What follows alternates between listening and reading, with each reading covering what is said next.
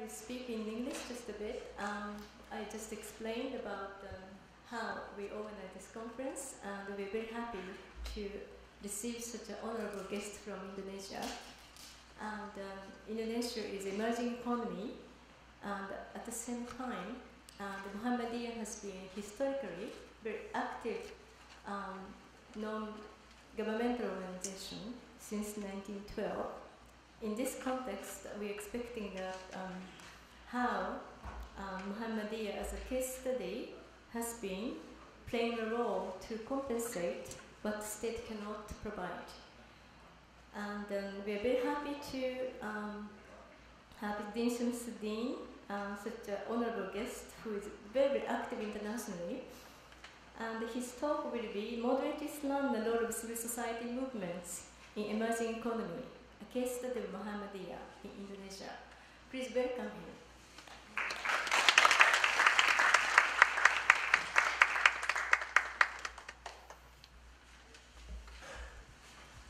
Bismillahirrahmanirrahim. In the name of God, the Almighty, the Beneficent, the Merciful. I would like to start with an Islamic greeting, and the way we in Indonesia greet the audience both means the same. Peace be upon all of you. Assalamualaikum warahmatullahi wabarakatuh. And salam sejahtera. First of all, I would like to thank the CISMO, the Center for Interdisciplinary Study of Monotheistic Religions, here at Doshisha University. In particular, its director, Professor Kohara, and my good friend, Professor Nakanishi. We went to the same school at the University of California, Los Angeles, long time ago. I'm really delighted to be able to return to Doshisha. Since about 10 years ago, I was here for the first time and meeting some good friends, Professor Hasan Nakata, Professor Samir Noor, and others, including Indonesian students who are studying in Doshisha. I am asked to talk about the role of Muhammadiyah, my organization, in the context of emerging economies, and what are the roles of the organization in encouraging democratization, promoting multicultural democracy, as well as creating social justice in our country, Indonesia. I'm not going to read my paper, it's a little bit long. Maybe it will take me until the iftar time. Since this is the month of Ramadan, for Muslims, it's a great time to fast. But let me a little bit in the introduction to say a few things that the world has been witnessing the rise of East Asia or the Asia Pacific because of there is a shift in the world economic gravity from the Atlantic to the Pacific, and the rise of East Asia is indeed one of the striking phenomena in the world today. The world economic gravity has moved from the Atlantic to the Pacific, from the West to East Asia. East Asia is a region with highest economic development with significant growth. This includes Far East Asia, of course, such as Japan, Korea, maybe if we wish to say also Taiwan, and ASEAN countries like Indonesia, Singapore, Malaysia, Thailand, and Vietnam, and others. Those countries are considered as emerging economies. I don't have the statistic with me right now. But of the most significant is the rise of China and India. The two countries are of the most important big rising economies. China's economy, with the new paradigm of free market economy with Chinese characteristics. I have the honor to be received by Mr. Jia Qingdin last year. He is a chairman of the Chinese People's Political Consultative Conference. He told me that we maintain a new paradigm in the economic development called free market economy with Chinese characteristics. This is the reconciliation between capitalisms and the Chinese socialisms. With the Chinese characteristics means that the state should be present and should take any kind of protection, and also to prepare the citizens or the society with adequate cultural foundation. Developed Chinese economy at an unprecedented rate and created worrisome among major world powers. I'm not going to read the whole paper in this chapter, in this part of introduction, but let me continue a little bit.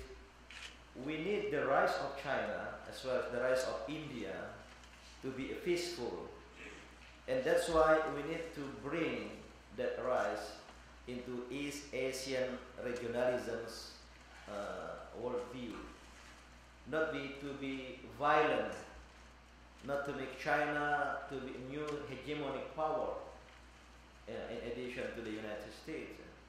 And this regard, in my opinion, the countries like Japan, Korea, with higher economic development,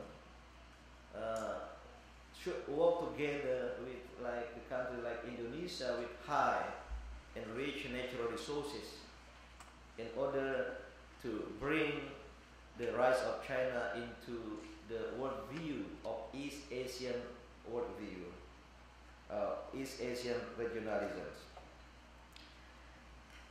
If East Asia continues to grow with China, India, Japan, and Indonesia become its driving force, it will indeed become the most important region, and the shifting of economic power will occur.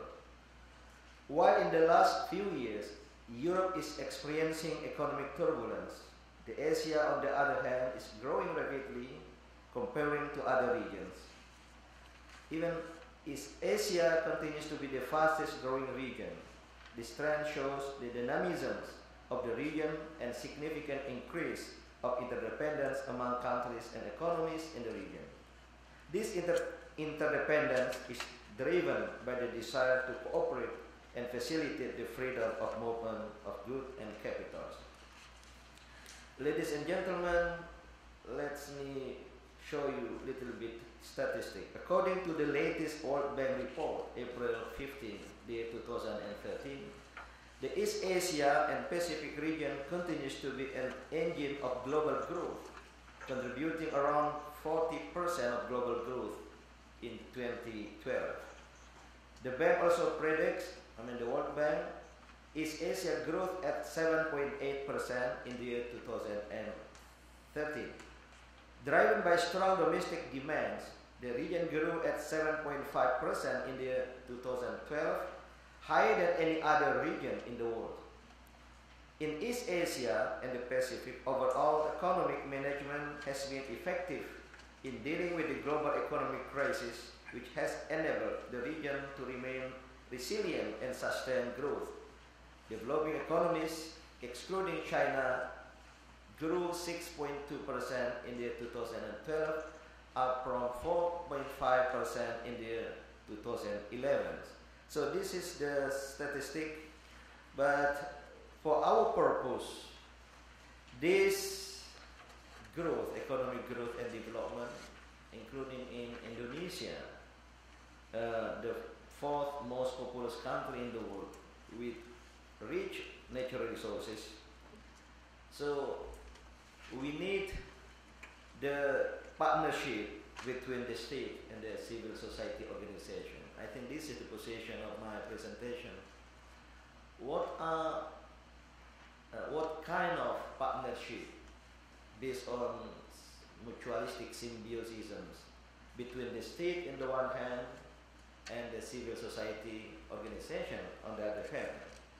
And this is related to the discussion on the effectiveness and influence of religion, is whether religion is influential, effective, and become effective factor to encourage the development, or whether religion becomes a problem solver to the national reality and problems, or religions and the religious followers become a part of the problems. I think I conclude in my paper that religion is still effective and can be used as a mean of supporting the economic development. And based on that one, I would like to share a little bit experience on the role of Muhammadiyah in Indonesia, especially in promoting cultural democracy and creating social welfare. With these all reasons, one can remain optimistic about the role of faith, the role faith can play in our increasingly globalized world. It is in this backdrop that Muhammadiyah as faith-based organization is discussed, especially concerning its role in promoting multicultural democracy and social justice in Indonesia. I would like to introduce to you a little bit on the organization at glance. Muhammadiyah, from the word Muhammad, literally means the followers of Muhammad. The methodology based on Prophet Muhammad's teaching, is the oldest and one of the largest Muslim organization in Indonesia. If it's one of the largest organization in Indonesia, which is the most populous Muslim country, meaning also the largest in the Muslim world. It was founded 3 decades from the Indonesian independence, precisely in the year 1912 in Jakarta. That's the Indonesian Kyoto, happened to be the first capital of Indonesia, a city with much historical and cultural significance for Indonesia. The organization, founded by a person named Ahmad Dahlan, a notable Muslim reformist in the country, as a catalyst for Muslim empowerment. With its focus on religious, educational, and social activities, meaning the organization is indeed more than civil society organization. It's indeed a cultural movement. What I mean by cultural movement, it's a movement that struggle to prepare, to strengthen the cultural base in the society.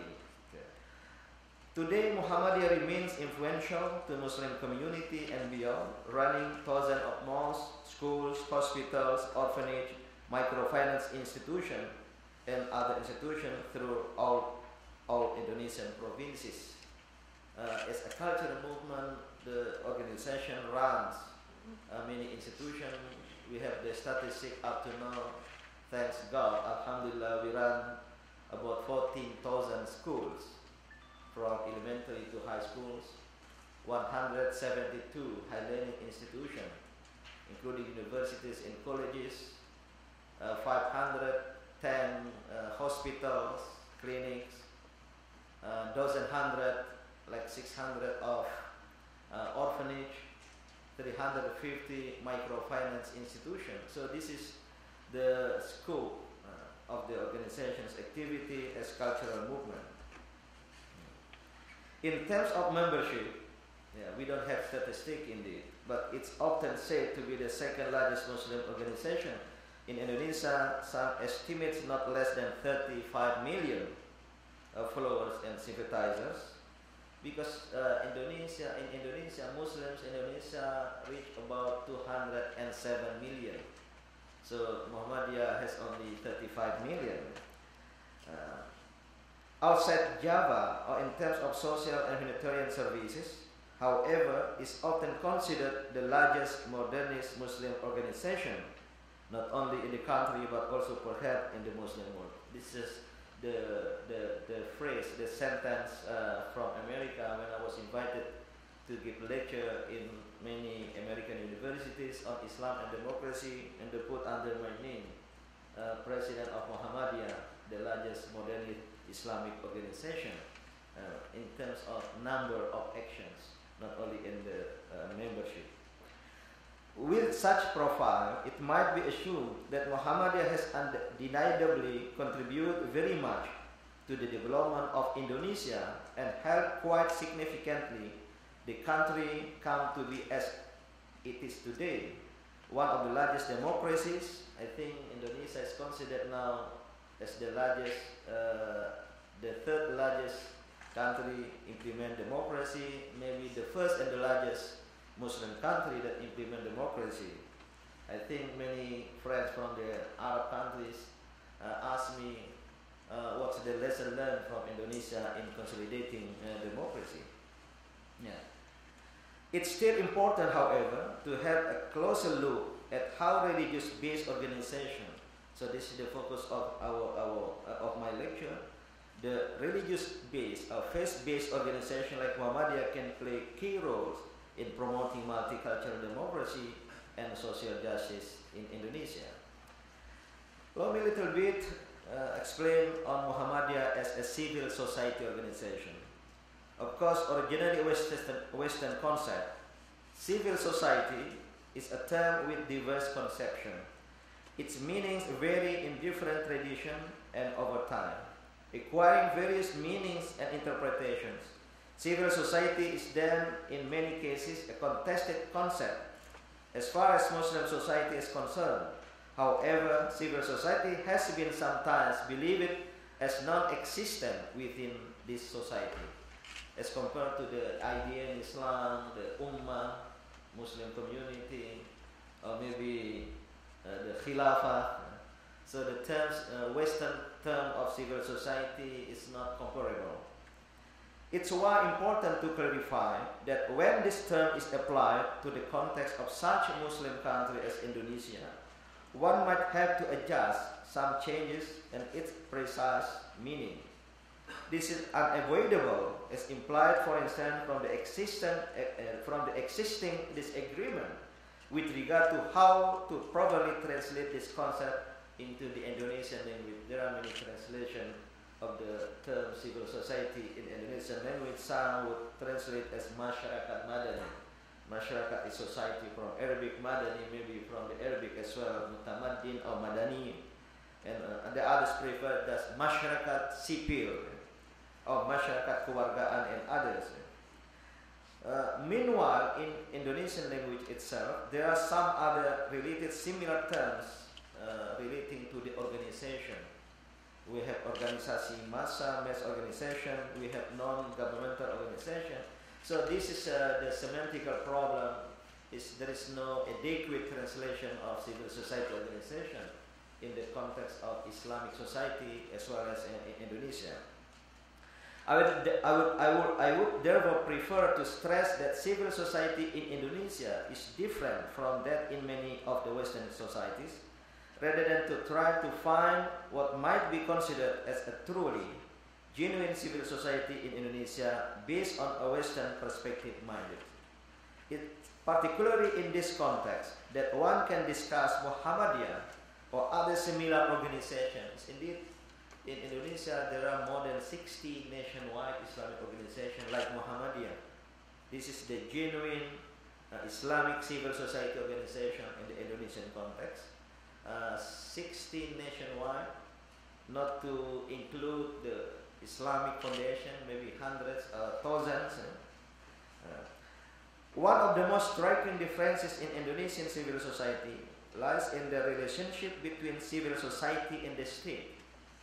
In Indonesian context, what might be called civil society is hardly in direct opposition to the state. So we are not in opposition to the state. So we are non-governmental organization, but we are not in opposition to the state, though we are sometimes also critical to the state. Instead, Indonesian style of civil society complements and supplements the role of the government in the social, cultural, and economic development of the society. This civil society stands independently outside the state and the private sectors and possesses a certain degree of autonomy and independence. Like Muhammadiyah was founded earlier than the state, so much longer than the state, and has contributed to the struggle for independence and to the making of the state. However, rather than opposing the government, its preferred role would be to help the government. It's understandable that why Muslim voluntary grassroots organizations like Muhammadiyah and the other, and in fact the largest, Nahdlatul Ulama or NU, and others often receive financial aid from the government, though they are not dependent on Islamic philanthropies. It would be misleading, however, to suggest that this financial relative dependence on the government hampers the responsibility and challenging the government. The civil society might be considered both a loyal and critical partner of the state. So this is the characteristics of the civil society organization. To some extent, this unique relationship might be attributed to the fact that civil society has existed and been influential even since several decades from the Indonesian national independence in 1945. Muhammadiyah, for instance, was founded in 1912 and has spread all over Indonesia not quite long after its emergence. Even though Muhammadiyah's educational and social movement generated in a more educated generation of Muslims who were critical to the Dutch colonial, its approach was basically cooperative rather than confrontative toward the colonial government.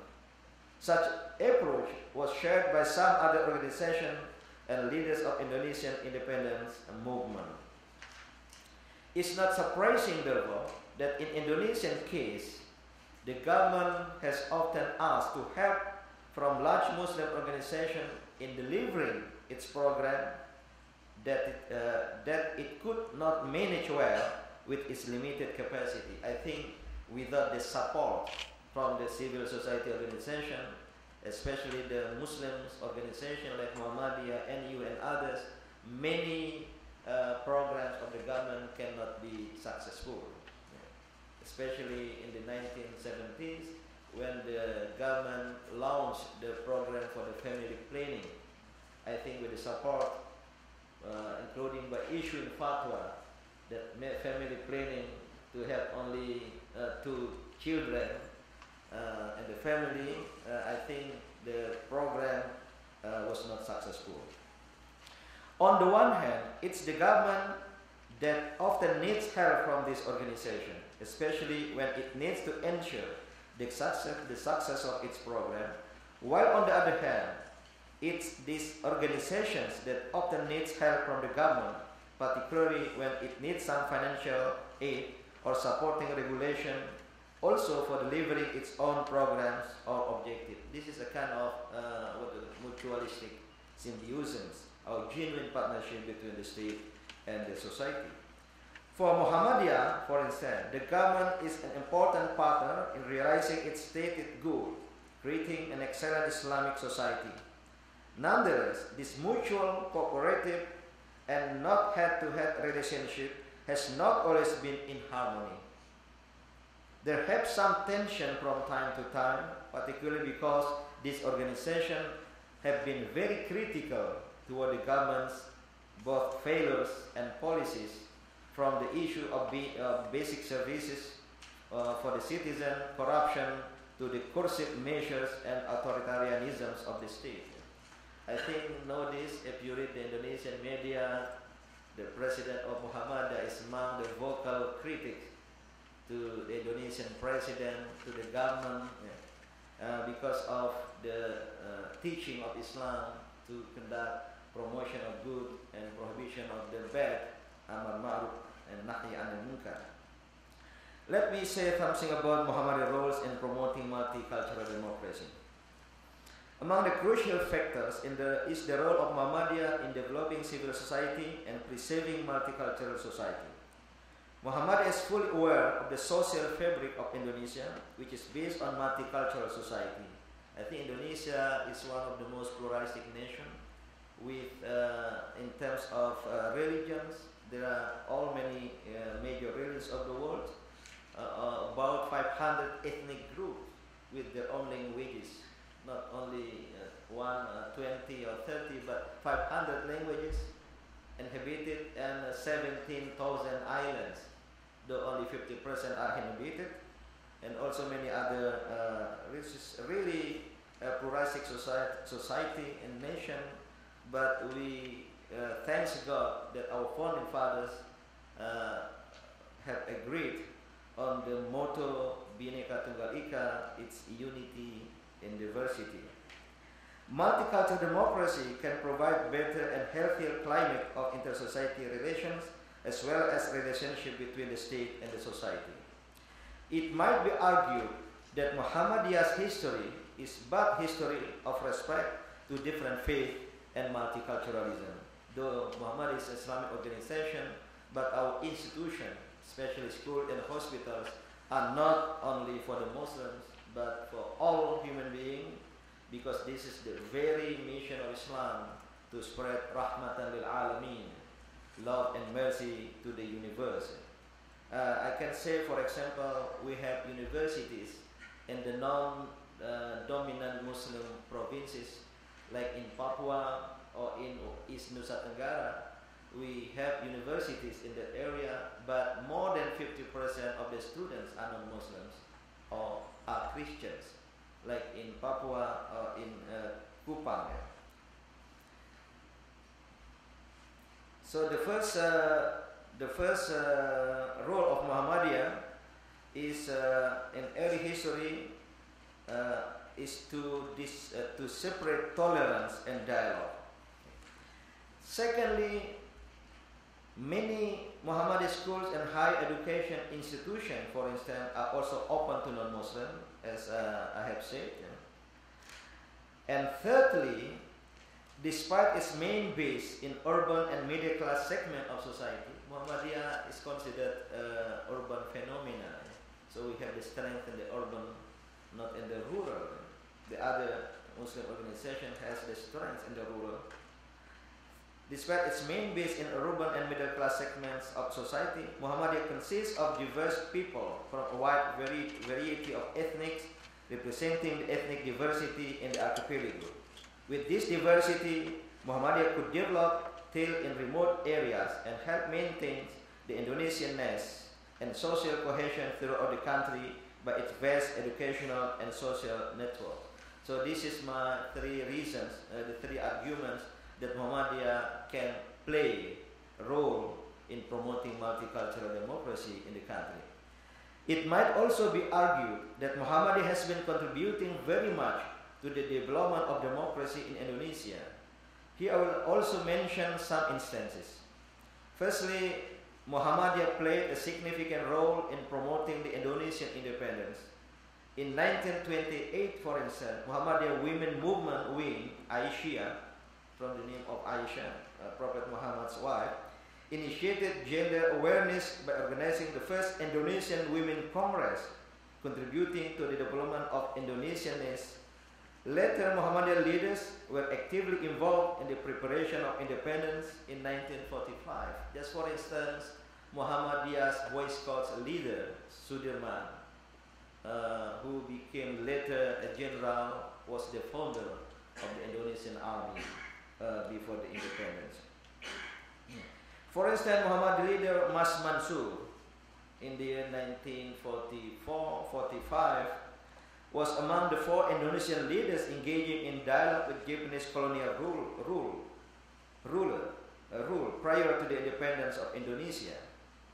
There were 3 out of 8 members of the Indonesian Independence Preparatory Committee who were from the Muhammadiyah, such as Bagus Kusumo, Abdul Khan Mudakir, and even Sukarno, our proclamator, the first Indonesian president, was head of Council of Education at the Muhammadiyah.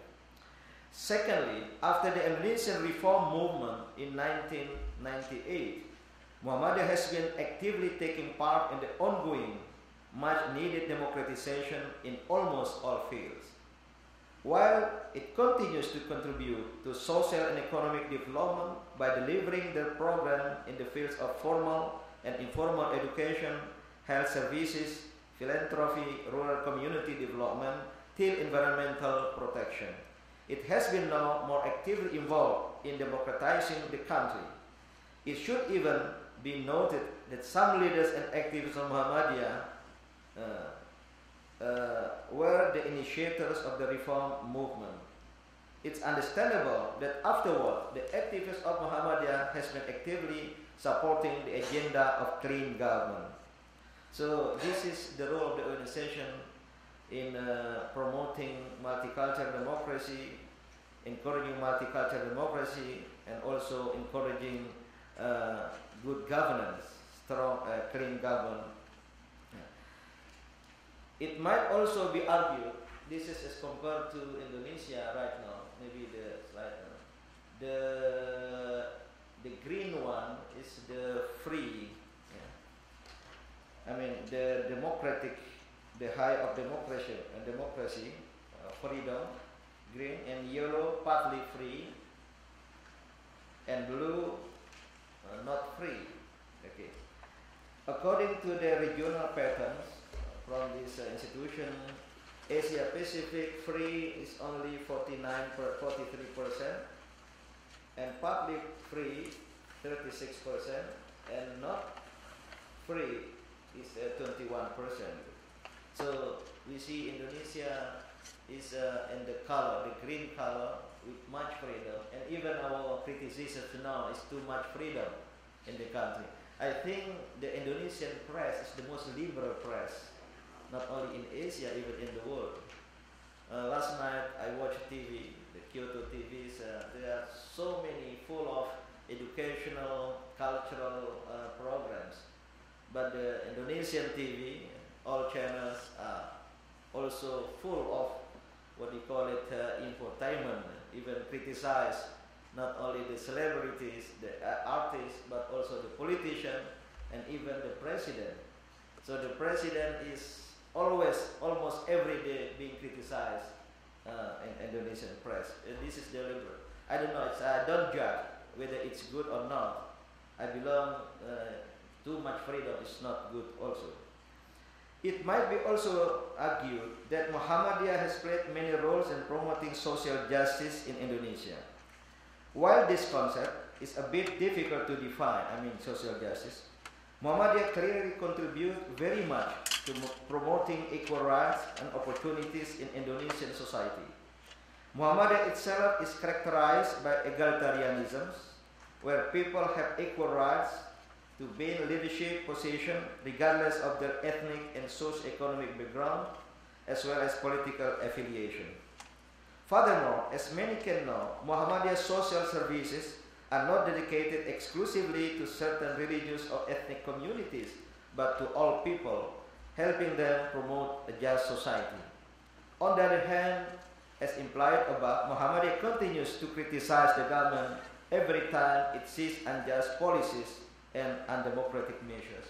Just last month, the Muhammadiyah, together with about 142 organizations and non-governmental organizations, unite under one coalition, call it in Indonesian language, Koalisi Akbar, I mean Grand Coalition for the civil society organization, to criticize and even to reject the bill on mass organization being discussed at the parliament, though finally the bill was ratified by the government. So this is our position as well.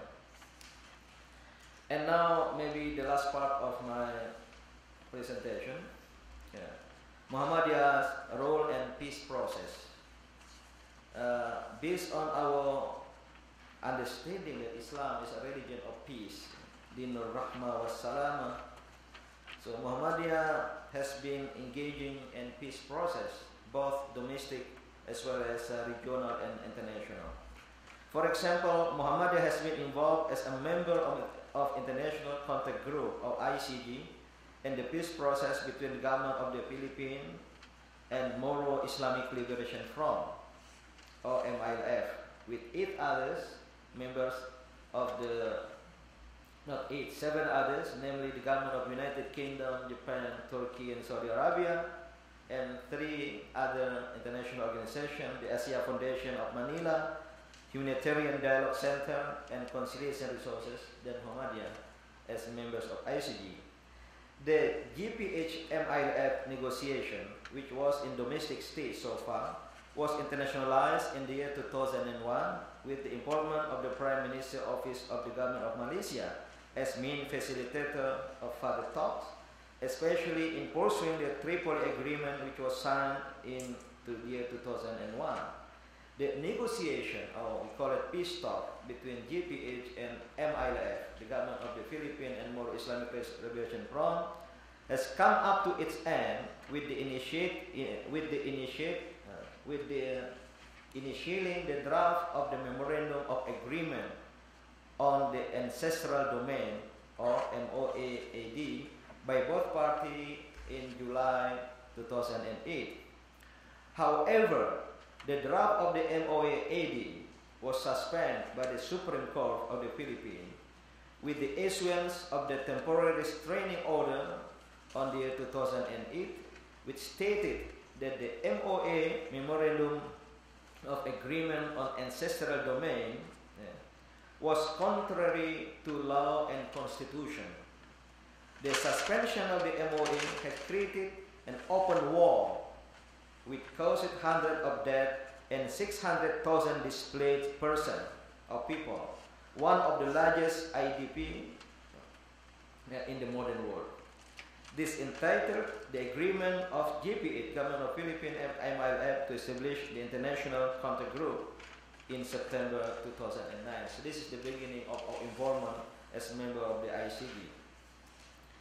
In its 32nd of the exploratory talks between GPH and MILF, after 32 months, because the peace talk take place monthly in Kuala Lumpur, because Malaysia is the main facilitator.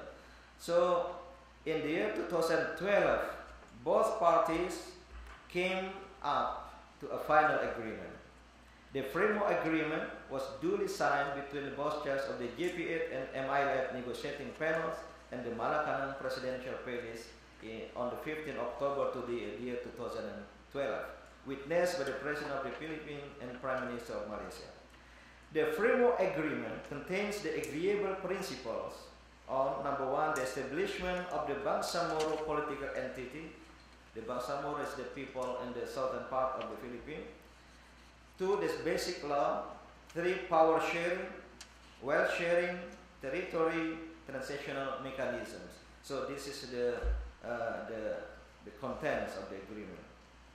The signing of the framework agreement was then followed by the 33rd, 35th, and 36th exploratory talks in Kuala Lumpur, where 3 technical working groups on power sharing, wealth sharing, and normalization have been trying hard to finalize the details of the 3 major issues. As predicted by President Aquino in his remarks of signing of the framework agreement, that the devil is in the detail.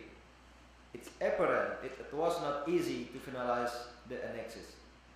Muhammadiyah has been widely known as the largest Islamic humanitarian movement in the world. We support and become one of the members of the steering committee of the global humanitarian work.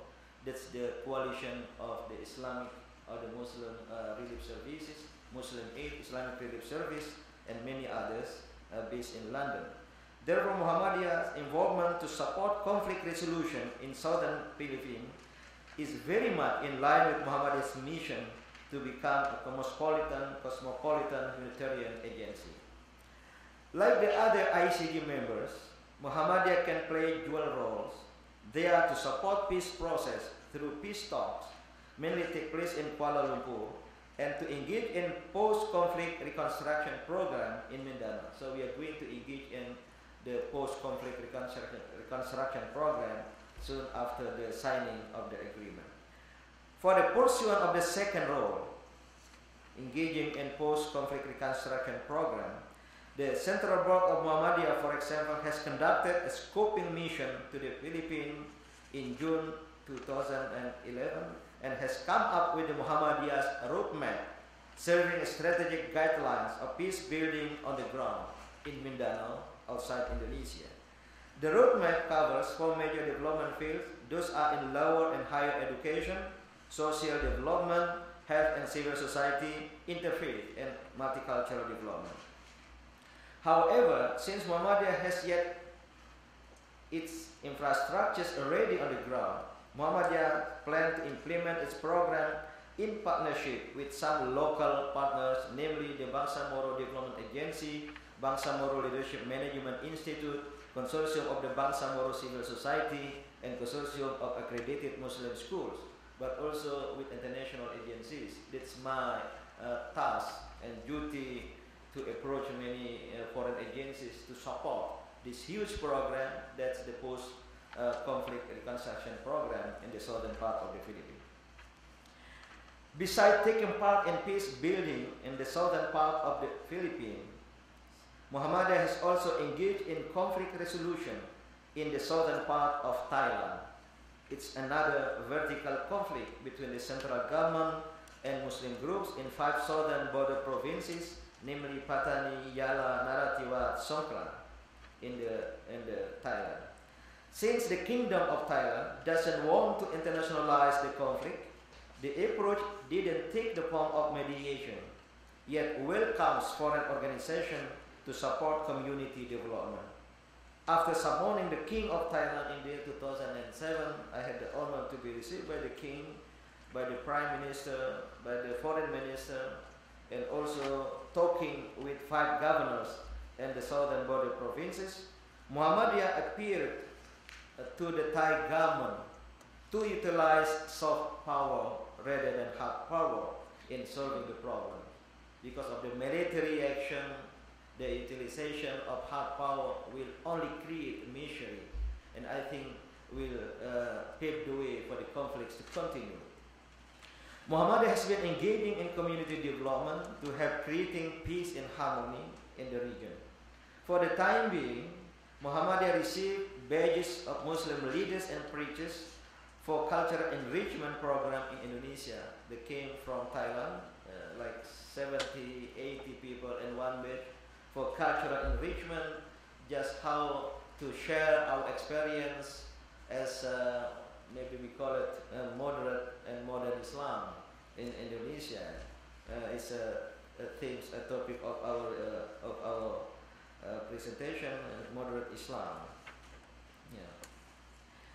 And now Muhammadiyah has given scholarship to more than 200 Thai students from the 5 southern border provinces who are now studying in 6 Muhammadiyah universities in the Java Island alone. All of them, the Thai students in our universities, are not studying Islamic studies, but rather general studies such as economics, management, agriculture, urban planning, education, pharmacy, medicine. Because in our opinion as well, there is no dichotomy between religious subjects and non-religious subjects. They are integrated in one paradigm of knowledge and sciences. Muhammadiyah's involvement in international or regional peace building is indeed an implementation of Islamic teachings that emphasize peace, love, and mercy. So this is the ideological basis of our involvement. By so doing, Muhammadiyah has the intention to show to the world that Southeast Asian Islam, sometimes this term is not agreed by Muslim leaders from the Arab countries, if I call it Southeast Asian Islam, Indonesian Islam, my argument is that Islam is one, but can have multi and many cultural manifestation because based on the cultural setting of particular country. So Southeast Asian Islam is a moderate and modern one.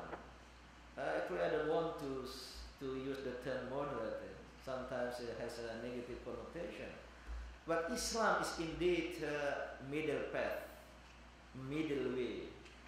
This one verses in the Holy Quran used to be chanted by the Muslim during the formal prayer, Salat, Ihdinas Siratul Mustaqim. As-Siratul Mustaqim, quite often translated as the true path. But in my opinion, it's also middle path. So this is the balance, the equilibrium maintained by the Islam, and also as a modern religion, it's Dinul Hadar.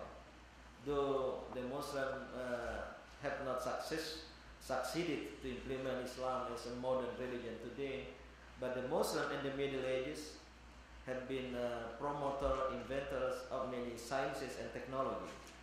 Moreover, this is the motive of Muhammadiyah's involvement in peace process.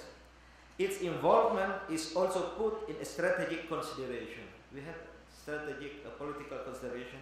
That is the need to support the making of stability, security, and peace in the region. So we would like to see the stable, secure, and peaceful Southeast Asia, peaceful East Asia.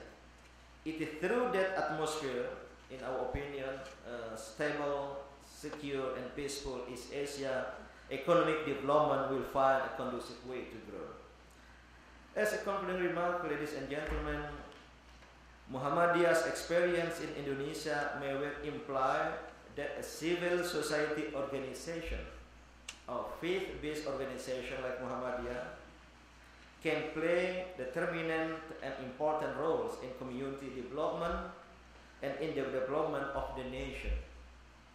Despite its historical background, natures of movement, and orientation, a civil society organization can function as a strategic and effective partner of the state or government, while at the same time it could be also a power of control for check and balances in order to pave the way for multicultural democracy and social justice. So not in opposition, but also we don't belong to the government, to the state. Maybe can be said as in the position of loyalist critic. We are loyal and we support the government if they are doing good things, but we don't hesitate to criticize the government if they are doing bad things. As a cultural movement whose main orientation is to strengthen the cultural base of the society for change, development, and progress, a civil society organization or faith-based organization serves as a driving force for economic growth and social welfare, not only to support the government or the state, but also to implement that activities for economic empowerment. Thus, the emerging economies of Asia is not only at the hand of the state or government, but also responsibility of the society. The society occupies a position between two positions, al-manzilah bain al-manzilatain in Arabic, the Mu'tazili position, a position between two positions, both as this object, because they are the society, they are the people, but also as a subject of change and development. Arigatou gozaimasu. Wassalamualaikum warahmatullahi wabarakatuh.